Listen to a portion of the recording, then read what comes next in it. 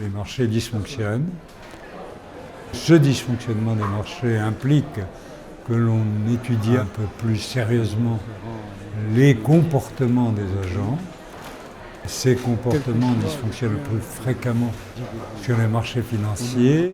J'avais souligné que l'Europe telle qu'elle était conçue ne pouvait pas fonctionner, qu'il lui fallait un gouvernement fédéral, car si l'Europe était frappée par un choc commun, il n'y avait aucun système de gouvernance qui lui permettait de l'affronter. J'ai deux souvenirs de Jean-Paul. Le premier, c'est ma rentrée à Sciences Po en 97. J'étais en première année et il était le grand prof en amphi-boutmi. Il avait une manière à la fois bienveillante, extrêmement pédagogue et parfois même humoristique de nous parler d'Adam Smith, de Keynes. Et mon deuxième souvenir, c'est quand j'ai décidé d'être candidat à la direction de Sciences Po, je me suis rapproché de toute une série évidemment de professeurs, d'acteurs de Sciences Po, et il a été extrêmement de bons conseils pour moi. Jean-Paul Fitoussi est un grand économiste qui a marqué aussi bien le débat français, le débat européen et international.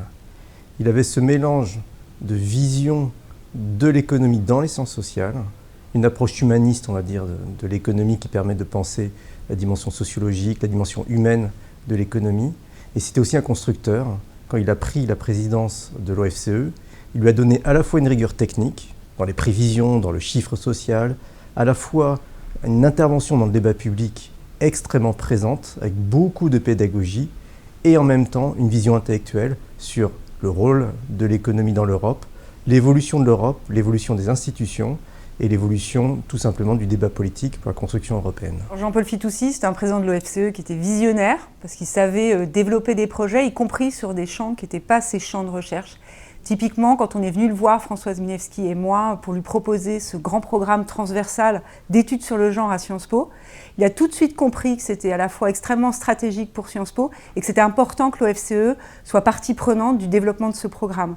Il nous a soutenus, il est venu avec nous dans toutes les réunions, avec Richard Descoings, Bruno Latour à l'époque, et évidemment, quand Jean-Paul Fitoussi vous soutient, vous avez toujours au moins un prix Nobel derrière vous.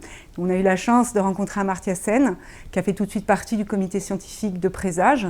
Et ce soutien de Jean-Paul Fitoussi, sans ce soutien, en fait, ce programme n'aurait jamais pu voir le jour. Sciences Po.